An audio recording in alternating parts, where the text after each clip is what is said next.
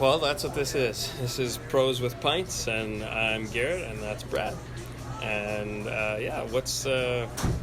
why are we here, Brad?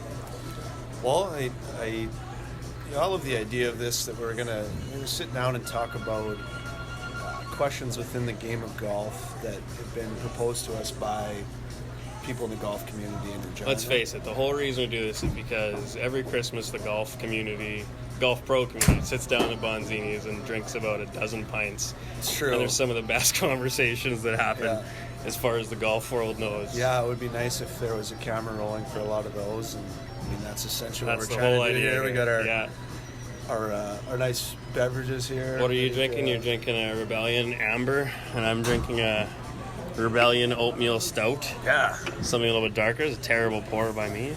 Yeah, we skipped the part of the video where you where I poured the head all over. Yeah. We cut that part out. Yeah, that's a good call. So let's introduce ourselves. Okay. You want to talk about me, or you want me to talk about me? Or? You talk about you. All right. Well, I guess I wear a lot of hats in the golf community. I teach out of an indoor place, 1621 Health and Wellness. Do indoor golf instruction, golf fitness. We got a bar in there. I mean, it really combines everything I love about golf: is working out, golfing, and drinking as well. Adult beverages. Yeah, we get a lot of that going on there. I work as a tech rep for Titleist, which is a job you yourself held for a number of years as well. So that's a lot of fun. I get to travel around and see a lot of the golf courses in the province, hang out with a lot of the golf pros, and met a lot of really good people through that, and learned a lot of things about the game from Ken Rogers himself, and as well from the pros at those courses. So it's been a really interesting job to have. I work at a couple different pro shops. I work as an assistant golf pro at the Long Creek Golf and Country Club down in Avonlea, which is a traveling golf pro. A great track. And also at Deer Valley, I worked in their pro shop last year under John Greeno.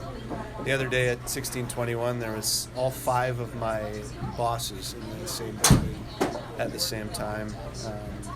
I call them all boss men, so we gotta get that going. I just need to get a job back here at the first tee. Is it like a sarcastic boss man, or is it like is there a little bit of a term of endearment there? For the most part, it's sarcasm? Sarcastic. It's always a "What's up, boss man?" Yeah. Whenever one of them's in the area. Yeah. Sometimes I listen to what they have to say, but most sometimes you listen and then do whatever you want. Yeah. So that's me in golf. That's where I'm at. What about you? What's a little bit about yourself? Well, this will be 17 years in the golf business for me now. It's a while. It is a while. I am officially old. Yeah, that's great. I'm really loving that.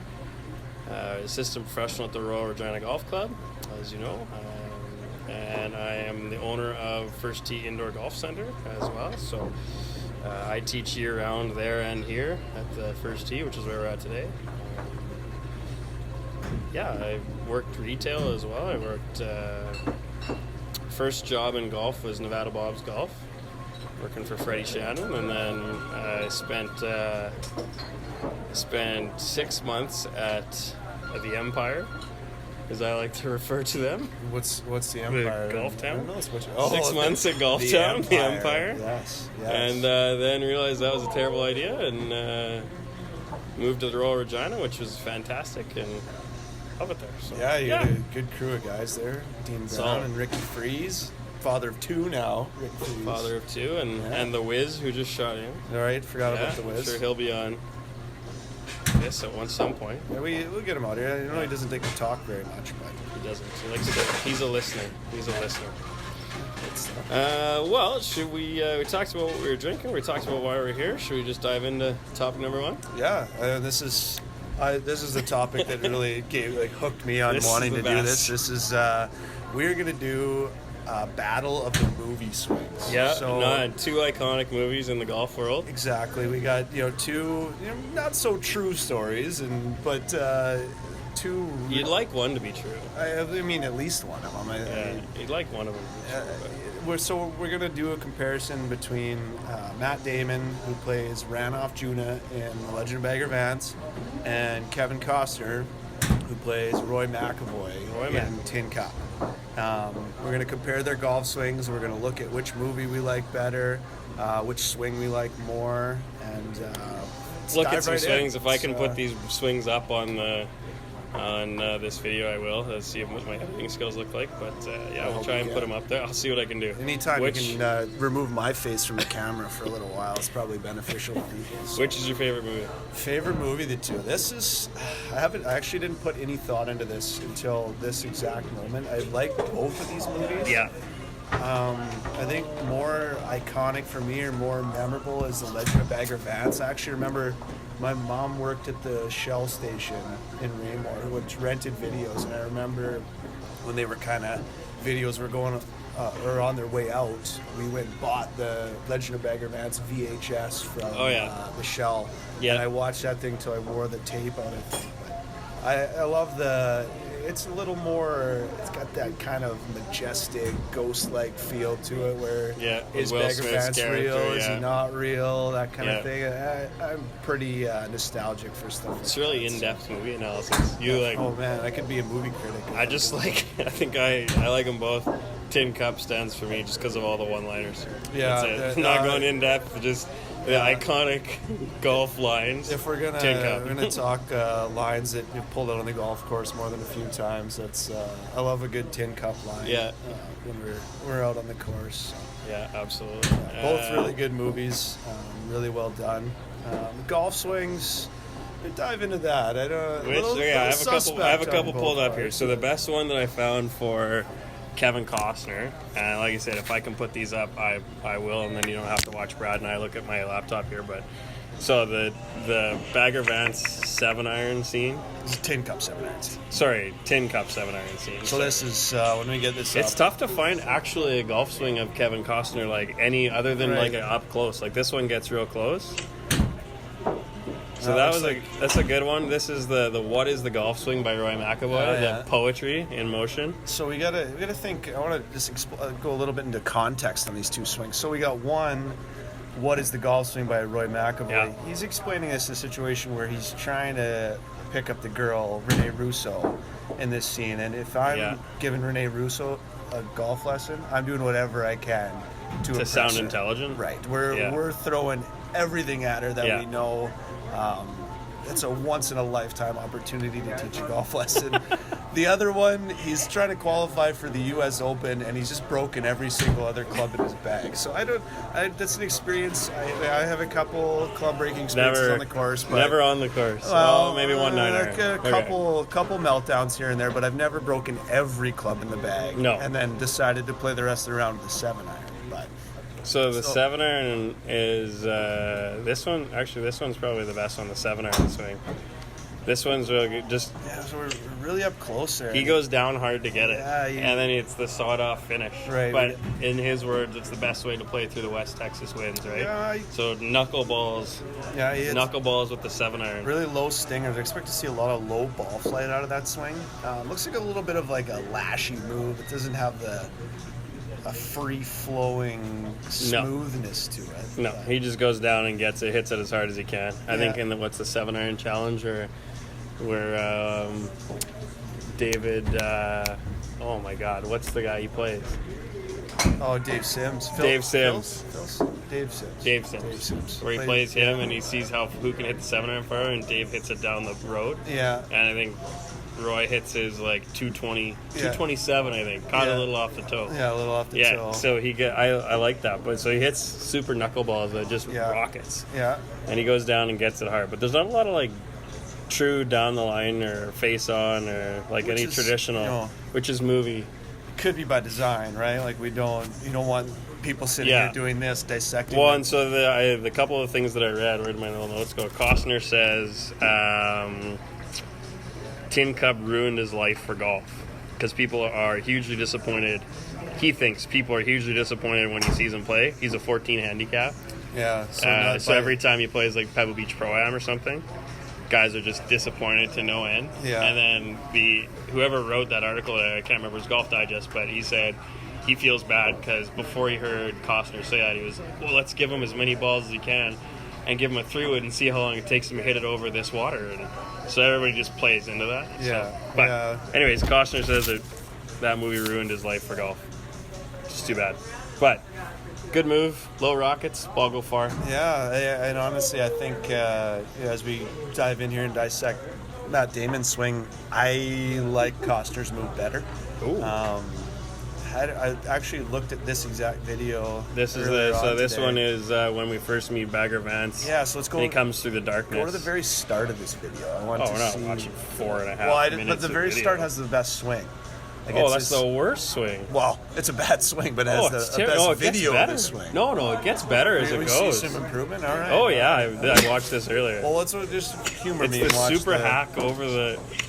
you can see that one just a little skinny... Like he's just flat. Skinny slice to the right, yeah. There's nothing good going on. No, skinny slice to the right with that one, and then Bagger Vance shows up and tells him he looks like he's... I don't know, doing something. Chopping weeds under his porch is what the comparison that he makes. And then he hits another one that Bagger Vance loves, and it's just this rocket, and then all of a sudden it's like his body rotates more, and he just hits this pure golf shot. There it is. Still got that little bit of a over the side steep move, but whatever. And again, let's go to context here. He just what happened? Came back from the war. Charlize Theron, is that the I think so, girl in this movie? Yeah. She just walked out on him after coming to try to convince him to play in this golf tournament. She walks out on him. Okay. True. So then he decides he's going to go grab a sack of golf balls. He's been sitting out playing poker in the back with the guys all night. He's probably had like a few too many drinks here. A few too many trying pops. to drunk, and we've all ventured down to the range to drunkenly try and find the swing after a while. And I mean, that's what he's sitting in his backyard trying to hit golf balls and figure out how he's going to play in this event against Bobby Jones and Walter Hagen. Okay, so there's the progression. So we get the initial hitting balls in the dark, then the Bagger Vance, and then this is the one. Okay, so this is called the Miracle. So he makes an ace, and this move right here is like pure. You like this? Watch this. We got the six-piece takeaway there. Okay. Kind of better. Little choppy move to get it up over the way shoulder. Better. Way better. I'll credit this to the caddy telling him to put the ball back in his stance. He does, yeah. 181. A couple extra yards out of this. 181. Play it in the back of your stance, and he jugs the ace. Okay, so the Bagger Vance. The thing that gets me with Bagger Vance is just two things. One, Will Smith's golf swing. Yeah. When Jonah tells him to hit one, is so good. Man, let's see if I can find it. But Will Smith's golf swing is so good. And then he says, "Oh no, I don't play golf." Yeah, he's just a caddy. I'm just a caddy. The setup here in the stands, he's got good posture. Like any good golfer, he's talking about all the things he should be doing in the swing here. He's just gonna smash. Hit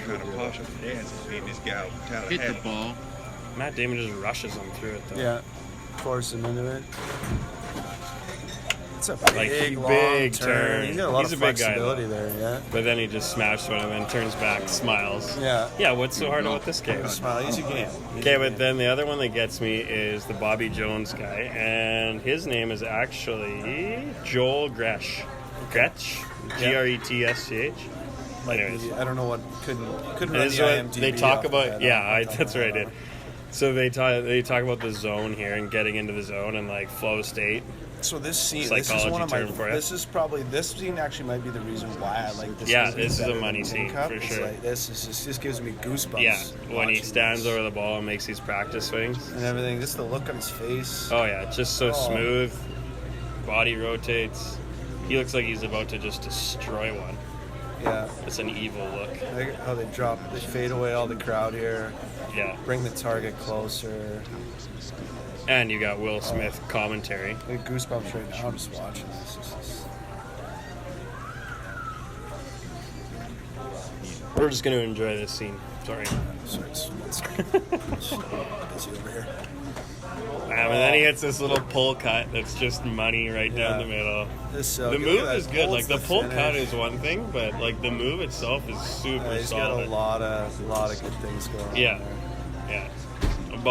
Movie time, that ball was in the air for like 30 seconds. Yeah, if we time the hang time there. Yeah, that's a 600-yard drive, I think. He's got a I don't think so. No, that's... But yeah, those are the so Kevin Costner or Matt Damon?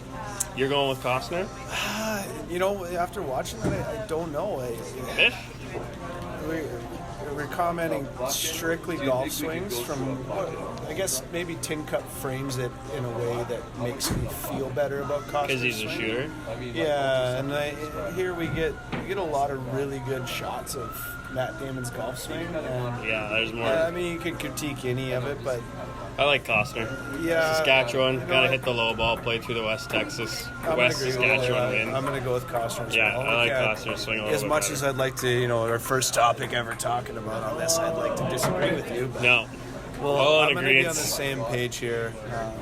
Although I like discussing the context of the swings that we saw and what kind of frame of mind they were hitting those shots. Angry. Costner's angry. Yeah. Fits right in with us. Right. After you've made double. Yeah, you gotta back out there and get super peeled the night before and show up just on time. Just on time. Ask if you can hit a quick bucket and then tee it up. And then tee it up and fire home in 83. Easy game. What happened? Missed a short one on 18 for an 82. Yeah. That's good. Okay. All right. Agree with us or disagree with us? Mitch, Kevin Costner's swing or Matt Damon's swing? Closer together? Am I out of it? Looking like you're not friends. Oh, it's okay. Kevin Costner's swing or Matt Damon's swing? I've never seen a Matt Damon. You've never seen Legend of Bagger Vance? Oh. Well, that's Mitch Zava, for those who aren't sure who Mitch is. It's recording. We're recording. Or it should be recording. We I can hope cut it's out recording. whatever we want to. Yeah, It's it's magic unfortunate. of television. Well, America, fuck yeah. We'll leave that part in. We'll leave that up. Okay, so Kevin Costner won round one. Battle of the Movie Sings. We'll maybe see if we can find more. Yeah. What's his face? Greatest game ever played. That might be another topic. Shia LaBeouf. Yeah. I like Danny Noonan, Caddyshack. Oh, Danny Noonan. We better stop now, or we'll fine. I'll dive in. That's my favorite part. I like that one. Cut me off. Yeah.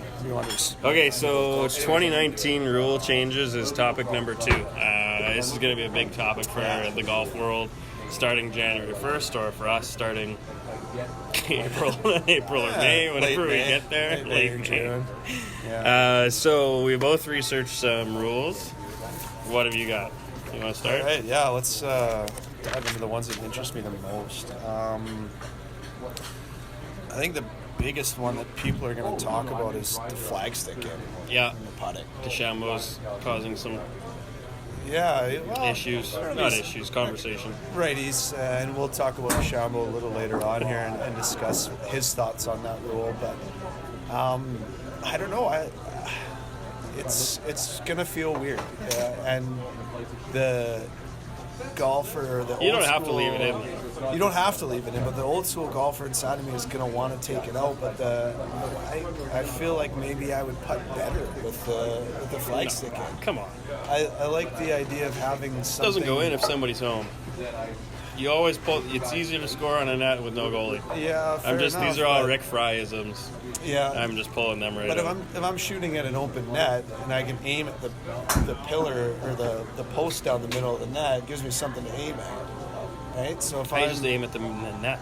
Well, yeah. If you're aiming at the hole, aim small, miss small. So if I'm aiming at only the flag stick, and if the ball's going to touch the flag stick, it's probably going to go in. But if it's got too much pace, there's no chance it stays in.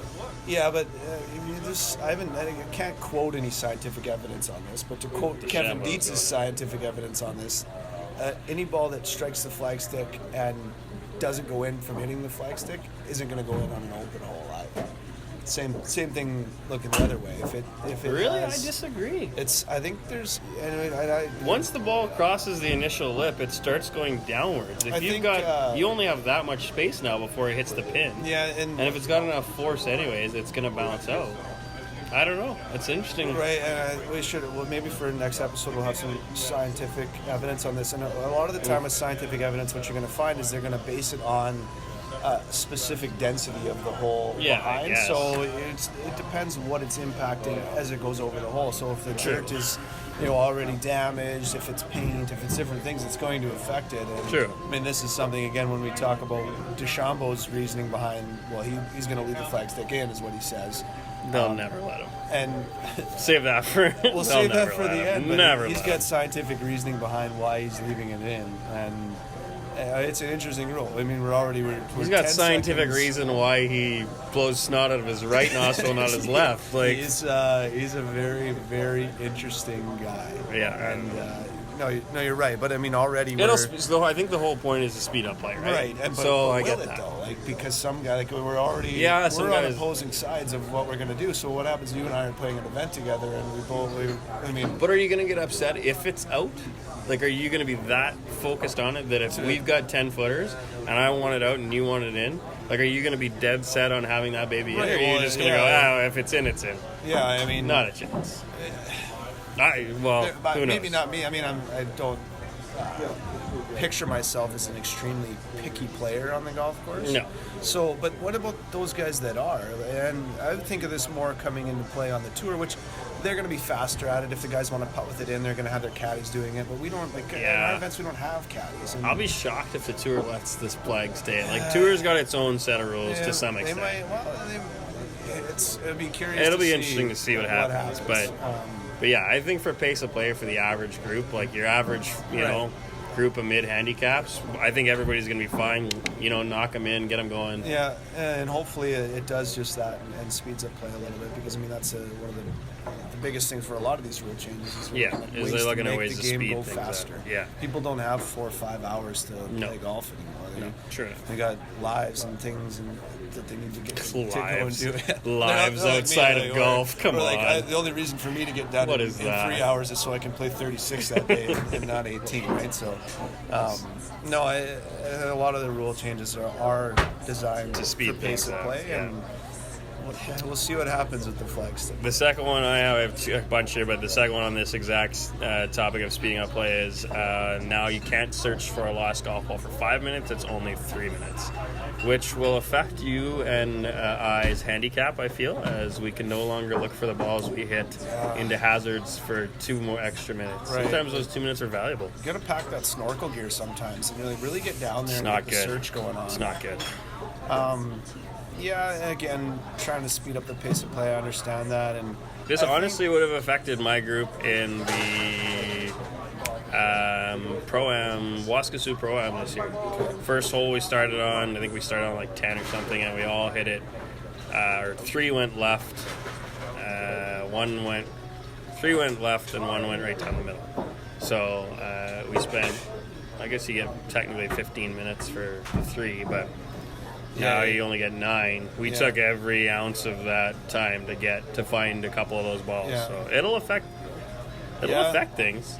Fair enough. Yeah, I think 3 minutes goes by really fast. It does. But, but I guess that's the whole point. Yeah, we're trying to speed it up a little bit. And I think it just, you get those guys that they're never giving up on trying to find it. They're stretching out the 5 minutes, and you're kind of just like, all right. I think it'll force more people to hit provisionals off the tee. Yeah. So which will speed things up in events, because you're going to hit a pro ball, and then instead of going to look and potentially coming, but I just think it's because you have less time. It'll force guys to hit pro balls more often. Yeah, that's fair. I think it's a good rule. If you're searching for 3 minutes or 5 minutes and you haven't found it, good chance you're not finding it with those extra 2 minutes. Yeah, for sure. What else you got for rules? What other one do I like here? One rule they're putting in, and they clarify that it's a little bit of an everyday golfer rule, is the new rule without a bounds. So instead of having to go back to the tee, you can take your 2-shot penalty, and then you play your 4th shot. So say you hit your first one out of bounds, take a 2-shot penalty, you're hitting 4 from a reasonable location. So it's essentially the same as if you went back to the tee and hit your next tee shot to the new place that you're jogging from. So it'll make the average golfer. It'll make pace of play go quick. I think it'll make people play by the rules. To be honest, like our junior club championship. Oh man, I've told so many times. No, if you hit one out of bounds, you got to go back to the tee. Like you should have hit a provisional. Yeah, it's not just throw a ball. I think that'll help with that for sure. Throw a ball out here. Yeah. So, again, another rule designed for pace of play. Another one that I really liked they're calling it relaxed rules on the green. So accompanying leaving the flag stick, and you can now fix anything on the green. So you can I like fix that. spike marks. I mean, I don't know how many times you kind of get. I don't know if that goes into the things, the world of speeding up play. No, this one, I think this goes a little bit different direction. Yeah. We're just trying to avoid the situations where, you've had the times where you're, and even if it's just a didn't psychological Justin Thomas effect, chip over a footprint I think I in a tour event? Yeah. I think he holed it, but I think he chipped over top on the greens because of to that. avoid having now to we'll putt just through fix it. that Yeah, and just fix tap in his anything. putt. And and maybe a little bit does speed up play when you don't have to go find your playing partner and ask them, okay, I'm going to fix this. This is a ball mark here. I'm going to fix it. And, go ahead and figure it out. You don't have to ask. You can just fix whatever you like on the greens. Yeah. We'll save some more rules. I got one more that I absolutely loved, and you'll enjoy this as well, but then maybe we'll save some rules and talk about it in another one. Yeah, I mean, we could there's talk lots, about it. obviously, there's lots to talk about, but my favorite one I'm now dubbing the Pro-Am rule because you can now touch the line of the putt. Yeah, so this and is... every single Pro-Am, you got you're the guy guaranteed to find at some point to go, whoa! Yeah, the guy drops the putt don't on the touch line the and- ground. Don't touch the line if pointing where I think you should aim out here. You Whoa! should aim right here and put the broom down. Yeah. No, wrong, can't do that. So now you can. Yeah. So now Pro-Ams get a little bit more relaxed on the green, which is kind of nice. Aim right here. I think annually I have to tell, and I take my dad to the TaylorMade Pro-Am every year, and annually I Tell him you have, can't right do that. before we get to the green, it's like, hey, just so you remember, don't touch the line of the putt. Oh yeah, I got this, no problem. Hold your own little rules seminar with your team before you go out there. Yeah, I love it. Yeah. But so the Pro-Am rule, I'm dubbing it. So you can now touch the line if you're playing a team round of golf. Yeah, I like that.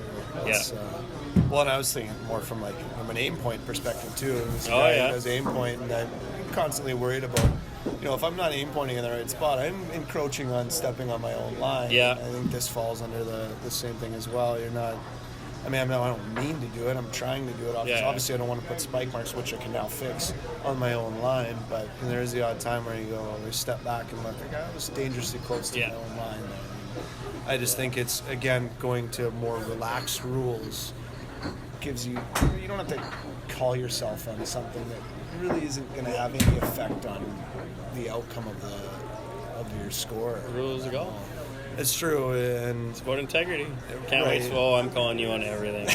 You're gonna watch me like a hawk. I'm gonna be standing behind your line while you aim point. Yeah. Well, now it doesn't matter. But you know what? I never would have thought about that with aim point. That's a good point. Never would have thought. Yeah, about it is that. a worry, and I make sure to do it in a way that I'm not stepping on my own line. Especially, you don't want to make footprints on your own line. No. There's no benefit in that. So. I guess the determining factor would be interesting on it, especially on a double breaker. Like, what is your line? Right? Yeah, where you're trying to figure out. So when you're walking up to find the second break in the middle of the putt with your feet, right? What is the line that you're on? Yeah, and if your initial assessment is extremely wrong about your line, you could have been standing on your line. But I mean, that could happen if you're looking at it too. So sure. Just a different thing. Let's move into this one. Was when I sent out when I. Sorry, I wasn't paying attention. Pros with pints. Yeah, I'll be needing another beer. That was the best part about soon. Not filling it correctly. Not right now. Stay out of the shop. This is our show. Stay. No. Back. People might watch it if I'm on it though. Well, probably correct. I mean, it also could have a negative effect. Rod, did you see this? No, I'm not listening. Okay, so one of the topics that actually surprised me when I sent out the social media request for topics was a lot of questions about the golf ball and fitting for the golf ball. What golf ball should I play in? What's the difference in golf balls? And all sorts of golf ball talk. And if you look at my Facebook, Titleist rep Ken Rogers even got involved and told us all these stats about Titleist balls. And I think this week on tour was like 83% of the tour was playing a Pro V or Pro 1X, which is huge. That's big. And what's big for me in that number is the amount of guys not on golf ball contracts playing Titleist. Yeah. That's a number I'd like to have. Yeah, for sure. I'm sure it's out there. But very interesting. Not a topic I expected to come up. which is really cool. The whole reason that we're doing this is trying to discuss things that we discuss would normally things think that exactly. Ask questions away, which leads us into we need your help. If you have topics, send them our way, and or comment on the YouTube channel here that this will be posted on. Be like every YouTube guy, comment below. Yeah. Are we putting this on YouTube? I thought we were this is for close family. Oh, that's right. This is going out to the public. Is this your mom? Well, she's not going to watch it. She doesn't understand golf. Okay, She's very supportive. She likes to cheer me on. You know, when I'm going to play events. She always tries to give me like this simple swing thoughts. Hey, Mom, I appreciate that. Yeah. I like having that. You're so great, Brad. No, you're it so no matter cool. if I shoot 95 or 72, Mom's It's really behind good. me, so, I shot 95 today. Oh, good for you. Maybe next time. Yeah. She always has a weird way of making me feel good no matter what. That's what moms but are a for. lot of the time it's in a roundabout way. Okay, let's stop talking about your mom. Sorry, Mom. No time for you, apparently. No time. Okay, there had to be a cut there because the video recording device died. So back into golf balls. You play the AVX. Yeah. You were in Weyburn. It was good. It was going Went far. far. It was far. Okay. It's Far. I like far. What about around the green? I'm a big far guy. So Less spin. less spin. Yeah. I notice immediately it doesn't check up as fast, and trying to predict the rollout a little bit was a little bit difficult compared to playing the Pro V1X, which is a higher spinning, high end Titleist ball. But I never play my chip shots with a whole lot of spin around the greens, anyways. And I get that it makes it a little bit easier to stop, but when you get used to it and you understand the limitations around the green, it becomes a really good golf ball to play. A lot more control, a lot less side spin, and far. Yeah. And I love far. That's my favorite, my bread and butter. I like hitting it a long ways, and that's a golf ball that lets me do that. So. Yeah. So this year I switched from Pro V1 to Pro V1X simply for more greenside spin, because I seem to have lost the ability to spin a ball around the green, but that's just me. But so I switched to Pro V1X this year to get a little bit more juice around the greens. Okay. AVX, I tried it a couple times. It does go far, but I need the green side. Yeah, you like the I need the green side control more than you than hit it. You get a lot of speed. Hit it real far as it is. Yeah, exactly. So I think both of us you talked about far, I talked about green side. If you follow the Titleist way of how to fit a golf ball, you work from the green out. Right. So in reality, what do you need around the green? So I think the question when you fit a golf ball for the amateur golfer is, do you miss a lot of greens or do you hit a lot of greens? Because if you miss a lot of greens, you might need a little bit more greenside control, which means something with a little bit more spin. Yep. Versus hitting a lot of greens, you might not need that. Yep. You might need something with less spin, so that once all you're worried about is far, because you hit a lot of greens, you don't need juice around the green. So you're working from the green out when you fit a ball instead of working off the tee and which one goes further. But it really depends on what you want. Like I think the whole reason of Titleist coming out with the AVX was to create a high-end golf ball that was lower spinning for the average player off the tee that wanted to play something, like a premium golf ball, but wanted lower spin off the tee, and that was the major. Yeah, I would agree. That was the major thing that AVX did, right? Yeah. And it did it very well. I like the idea of fitting it backwards from, what do you need around the greens, and then how do we get you that, and then work backwards to maybe things less. Yeah. Not that they're not important, but they're less important. Obviously, when you get around the greens, that's where the average player loses a lot of strokes. Right. You want good feel around the greens. You want good feel off the putter. Yeah. You want a ball that feels soft off the putter. Spins around the greens give you lots of control, especially if you're not hitting a lot of greens like you talked about. Yeah. But different for everybody though as well. Feel, you talked about feel, right? Like that's I think that's totally such a subjective thing. If something feels better, like the descriptive words alone, of how to talk about a golf ball, like a Warbird feels like I'm going to pick on the Cali Warbird, but it feels like a rock. Like it does. The Nike distance ball when it first came out, I remember hitting that, and it was like, holy! I think I dented my driver. It's such a rock. And then you go to something like a Max Flight Noodle that felt like a marshmallow, right? So I think it's such a subjective spectrum there. And yeah, I mean, one thing I wrote down here that I wanted to talk about when talking about the golf ball is consistency, playing the same one all the time. Because if you're switching all the time and you're switching, you're getting different feels, different trajectories, different spins, and then you go, well, how come that reacted like that? It can be as much play as something similar. I think you got to try a bunch to figure out which one works best. Trial and error and finding one that works for you, but then having a golf ball that instills confidence in you is massive totally. too. Like the AVX, when I first started playing it and continually through playing it, gave me the confidence. This thing is not going to spin very far offline. I'm going to be able to control this thing to where I can keep it in play. And I feel like I'm a type of player that if I can keep the ball in play and give myself a reasonable look at getting it on the green, I'm going to get it on the green. I'm going to hit a lot of greens, and I can sacrifice that greenside control and the extra spin around the greens for distance with a ball that I'm going to keep in play more. Totally. So yeah, I agree for sure. Have you tried? I think trying golf balls is a big thing. Yeah. So I have here. Have you tried one of the? It's not the right way to say it, maybe, but the hipster kind of, or the value brand golf balls. Yeah, like recently, like Vice and Snell are the two ones that stand out. Yeah. The Snell's claim to fame is Dean Snell, who was part of the team that developed the initial Pro V. So he's got some. He's got a little bit of insight into obviously how to make a golf ball, and then Vice at such a price point with no distribution in pro shops and things like that. Interesting. I haven't tried. I've tried both actually. Yeah. I tried the Vice once or twice, and then I think I hit the Snell a couple times. Have you tried anything? I haven't tried either one of them. I mean, working for Titleist and stuff to put another golf ball into play. I didn't mind the Vice.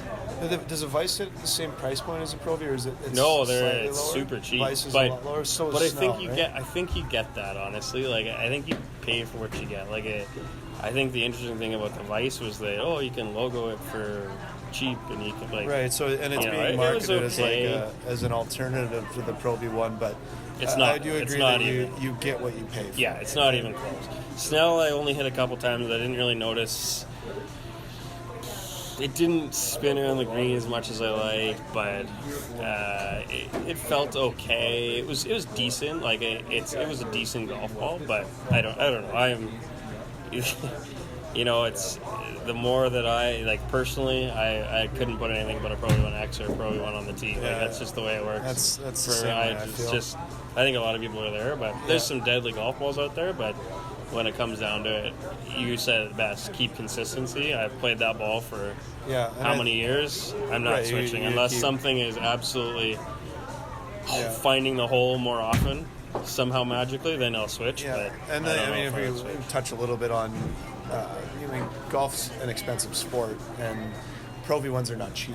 No. Pro V1, AV1, or AVX, Pro V1X, they're not a cheap golf ball. No. And if you're paying for them and you're worried a little bit about your budget for those golf balls. I mean, I know lots of guys that if you're on a budget for those golf balls, they're going to play something different and maybe a round that, an everyday round, and then when it comes to tournament play, they're all of a sudden going to change the type of golf ball they're playing, and there could be an effect on that as well. But price for some people does matter. Yeah, for sure, price matters, and I think that there's lots of golf balls out there that are a decent price point. Yeah. It just depends on what you're after. I think, given that getting our golf balls complimentary is nice to not have to worry so much about losing them. I agree. But if you're worried about losing them and you want to try something a little bit different, is it that one? I caught you off guard here, hey? You did. I don't know. I don't know what I like. The NXT is really good. The NXT's out tour. Yeah, but you're talking price point there. You're still like $40-$50 a dozen for those golf guys balls too. are expensive. You're not saving a whole ton of money. With I think those. as long as it's a 3-piece, as long as it has a softer, like a urethane color cover, something like that, I think you're in good shape. A 2-piece ball, don't buy a 2-piece ball would be the only thing I would say. Unless all you care about is hitting it as far as you can, and you don't want any feel, and you only want it to. You don't ever want to spin a wedge or an iron shot or anything like that. Like, don't play a 2-piece ball. But as long as it's a 3-piece ball, they're all really good. Fair enough. Yeah. So that. Did we talk about? Yeah, I mean, if you guys get any questions on what we missed talking about golf, we talked a lot about the golf balls we play, but if any other questions come up on that, I would suggest fire them at us, and we'll see what we can answer for you.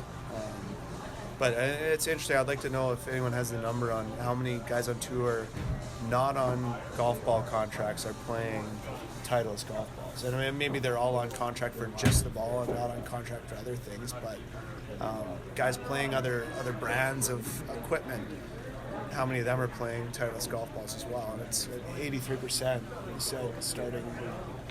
On tour playing the Titleist. That was this golf week. Ball That was this week at the. That's a big number. When you consider, some of the other company, TaylorMade, Callaway, how many guys they have on their staff that are probably playing that golf ball. Yeah. It's a staggering number that Titleist has in market share. I think you got to try the tour balls, all of them. Like I just had here written down. What's the difference in tour balls was a question. That was maybe the one thing we didn't talk about yet, but can just touch on it real briefly. But I think you have to try them all. They're all so good. Yeah. Right. I would agree with that.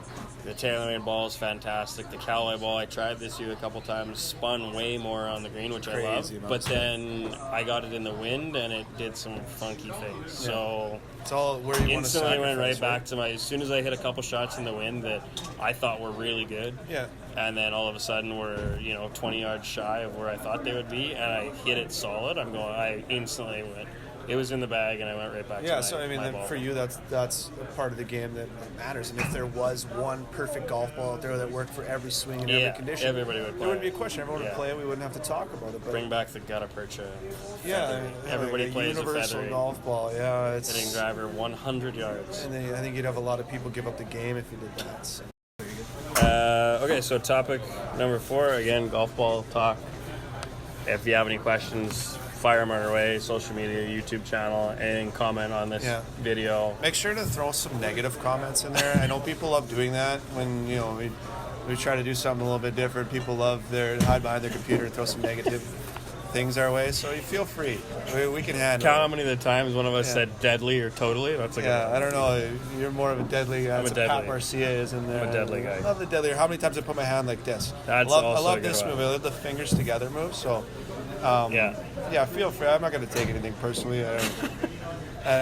Call me. It would actually be a preference to discuss the negative things that we've done in the video. We're having fun. Okay? That's all that matters. Beat it. So, topic number 4, Bryson Dechambeau. Ooh. This could have been one of the funniest ones. The comment that I got was literally Bryson Dechambeau. Do you hate him or do you like him? That was the question. That was the question. Do you hate him or do you like him? To say who submitted that question? No, they can look back in Facebook world. We don't want anyone else to get bad mouthed. We can. Yeah. Just be us. So Bryson, I like him. I think he's different. I don't think he's there are some villains in the world of golf that I'm not a huge fan of, and one of the guys has a pink shaft in his driver, and I think he's a bit of a loser. But Bryson, I kind of like him. Yeah. He's a mad scientist. He is different. He's different. And being a pretty different guy myself, I like different. I like him. I'm also, again, we're going to find another topic here that we're in agreement on. He does some stuff that you just want to, shake his head. Like he went through a bad spell of golf, and he was on the range chucking clubs, and Golf Channel was picking him apart about it, and whatever. Everybody goes through it. He's an emotional guy. He is, and he cares about what he's doing. He saw one quote I wrote down from him is that he doesn't view himself as a smart individual. He's dedicated.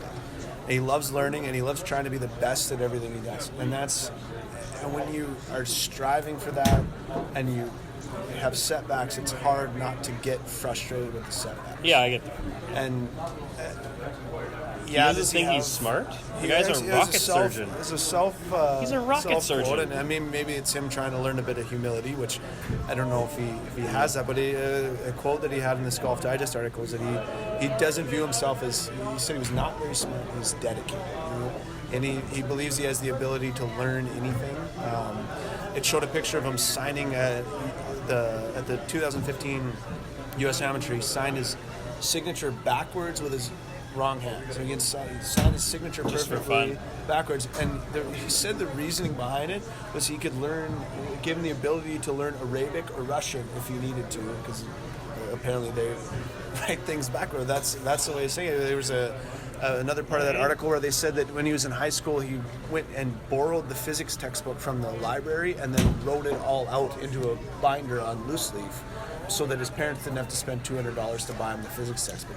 Cost effectiveness. He's a saver. Very he's a saver, that Bryson. dedicated individual. And the more I read in that article, the more I liked him. And I think that there's too much in the media that will frame people to get you to view them however they want you to. Yeah. And the Golf Channel loves attacking him because does he show some emotion? Yeah. Is he going against the grain of what a lot of other people are doing in golf? Do we attack him though? I I think he's just so obvious, like content for a new like.